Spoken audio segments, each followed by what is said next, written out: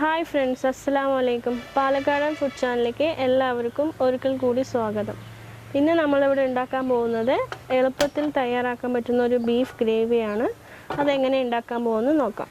Pan ചൂടായ ശേഷം ആവശ്യത്തിനുള്ള ഓയിൽ ഒഴിച്ചു കൊടുക്കാം. എണ്ണ നല്ലോണം ചൂടായിട്ടുണ്ട്. അതിലോട്ട് 2 വലിയുള്ളി നീളത്തിലരിഞ്ഞത് ചേർത്ത് കൊടുക്കാം.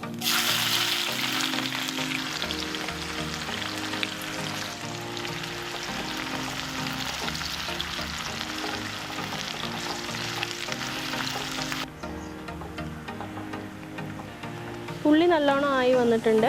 ഇനി നമുക്ക് ഇഞ്ചി, വെളുത്തുള്ളി, പച്ചമുളക്, പെരിഞ്ചീരകം പേസ്റ്റ് രൂപത്തിലാക്കിയത് ഇതിലോട്ട് ചേർത്ത് കൊടുക്കാം. ഒരു വലിയ കഷ്ണം ഇഞ്ചി, 2 ഫുള്ള് വെളുത്തുള്ളി, ഒരു 4 പച്ചമുളക്, 1 സ്പൂൺ പെരിഞ്ചീരകം. ഈ അളവിലാണ് ഞാനിവിടെ പേസ്റ്റ് രൂപത്തിൽ ചേർത്ത് കൊടുത്തിട്ടുള്ളത്.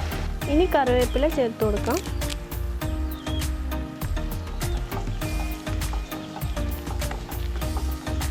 നീളത്തിലരിഞ്ഞ 2 തക്കാളിയും കൂടി ചേർത്ത് നല്ലോണം ഒന്ന് ഇളക്കി കൊടുക്കാം.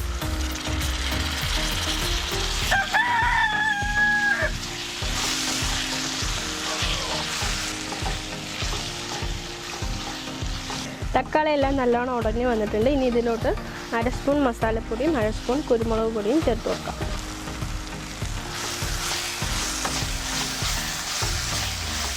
ഇനി ഇതിലോട്ട് 2 ടീസ്പൂൺ മല്ലിപ്പൊടിയും 1/2 ടീസ്പൂൺ മുളക് പൊടിയും ചേർത്ത് കൊടുക്കാം.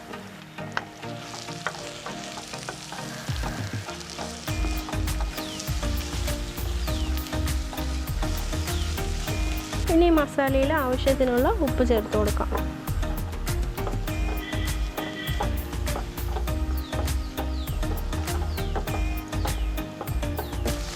അപ്പോൾ മസാല നല്ലോണം ആയി വന്നിട്ടുണ്ട്.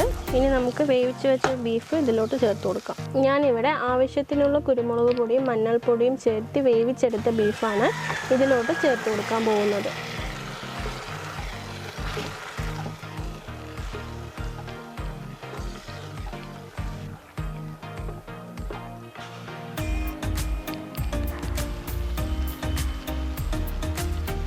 ഇനി കുറച്ച് മല്ലിയിലയും കുറച്ച് കറിവേപ്പിലയും കൂടി ചേർത്ത് കൊടുക്കാം.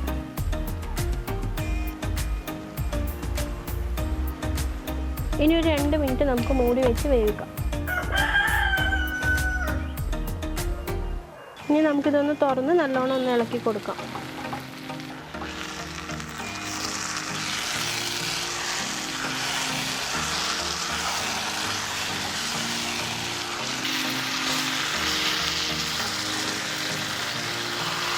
ബീഫ് ഗ്രേവി റെഡി ആയിട്ടുണ്ട്. ഇനി ഇതൊരു ബൗളിലോട്ട് മാറ്റാം.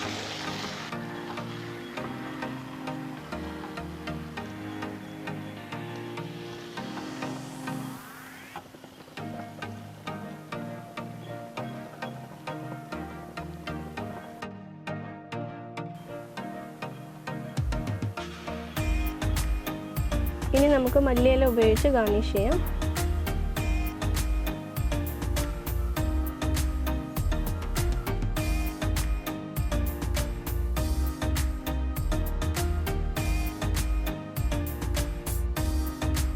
നിങ്ങൾക്ക് ഇഷ്ടമായെന്ന് വിചാരിക്കുന്നു. ഇഷ്ടമായാൽ ലൈക്ക് ചെയ്യുക, കമൻറ്റ് ചെയ്യുക, സബ്സ്ക്രൈബ് ചെയ്യാനും മറക്കരുത്.